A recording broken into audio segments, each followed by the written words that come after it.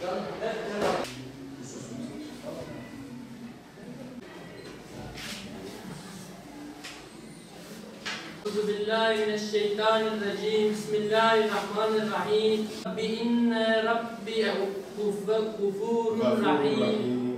Gafurun rahim. İnni hafizun alim. Tamam, teşekkür ederim.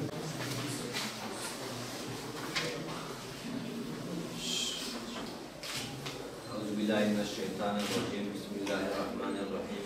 Vettebe'tu millete âbâi İbrahim'e ve İshâk'e ve Ya'kûb'e esmâ'e ve semmeytumuhâ entum ve âbâukum.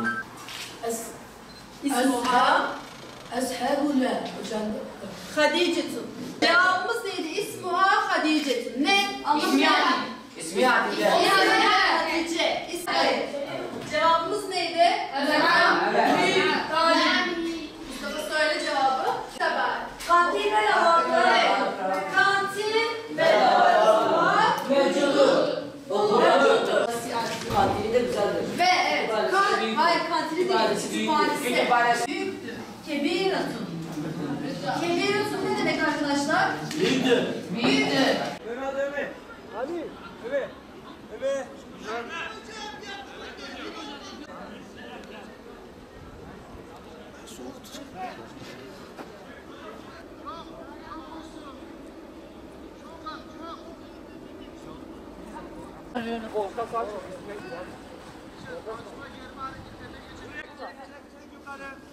Burada hocam.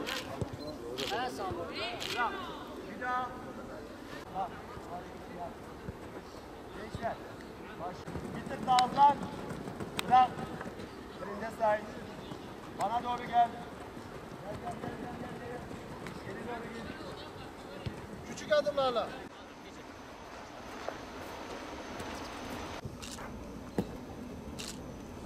Biraz soldan. Bizde. 1 puan.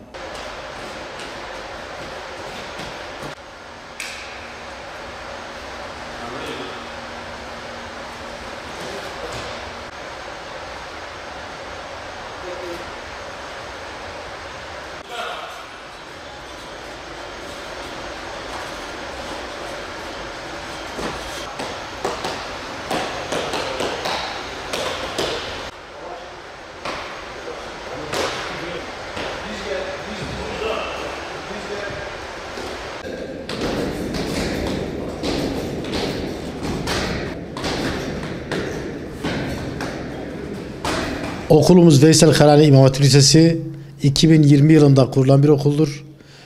Okulumuzda ortaokul, normal İmam Hatip, fen bölümü ve spor bölümü bulunmaktadır.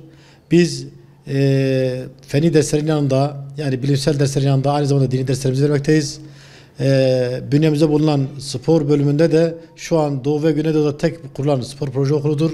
Şu ana kadar elde ettiğimiz il, bölge, Türkiye ve uluslararası alanda 685 tane kupa ve madalyamız bulunmaktadır. Yüzlerce il derecesi, yüzlerce bölge derecesi, onlarca hatta yüzün üzerinde Türkiye derecesi bulunan çeşitli spor dallarında başarımız bulunmaktadır. Judo ve güreş alanında da dünya birinciliğimiz bulunmaktadır. Allah nasip ederse 2024 yılında yapılacak olan Paris Dünya Olimpiyatlarına en az Batman'dan 4 tane sporcuyla katılma bizim hedefimizdir. Okulumuzu kurup da biz spor faaliyetine başladığımız zaman insanların bize algısı çok farklıydı. Hatta şu tezahüratları duyduk. İmamlar camiye diye, ama biz hiçbir şekilde yılmadık, dedik ki biz başarılarımızla, işimizle, icraatlarımızla kendimizi ifade edeceğiz. Çok şükür şu an geldiğimiz nokta tüm Batman'ın, hatta bölgenin cazibesini kazanan bir noktaya geldik. Sporda biz iddiamızda değil, icraatlarımızla kendimizi kabul ettirdik çok şükür. Aldığımız dereceler aslında bizim kalite artırarak her tarafta, her kesimden öğrenci aldığımızın da göstergesidir. Yani mesela bazı bölgelerde bize öğrenci hiç gelmiyordu. Başarı olunca bakıyorsunuz hiç gelmeyen bölgelerde dahi yüzlerce öğrencinin bu sene bize akın ettiğini gördük.